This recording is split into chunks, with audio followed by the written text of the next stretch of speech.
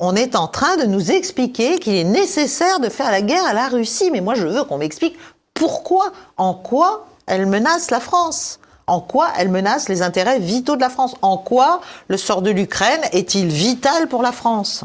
L'Union européenne veut la guerre, donc elle n'a aucune raison d'être présente à ce dialogue, et elle veut la guerre, on le voit tous les jours, parce que si l'Union européenne avait voulu la paix en Ukraine, elle n'aurait pas jeté de l'huile sur le feu comme elle le fait depuis le début. D'ailleurs, le début, ça n'est pas 2022. C'est 2014. Les accords de Minsk. Tout à fait. La guerre démarre avec Maïdan, le coup d'État et le harcèlement contre les populations russophones et orthodoxes du Donbass. Et donc, il ne faut pas inverser les rôles. L'agresseur, ça n'est pas la Russie, c'est une certaine partie des dirigeants politiques et économiques ukrainiens, avec le soutien actif de la CIA de l'époque et des puissances occidentales rassemblées dans l'OTAN. Je n'ai aucune confiance aujourd'hui dans les dirigeants de la France, de l'Angleterre, de l'Allemagne, etc., etc. Je n'ai aucune confiance parce que ces gens sont des irresponsables.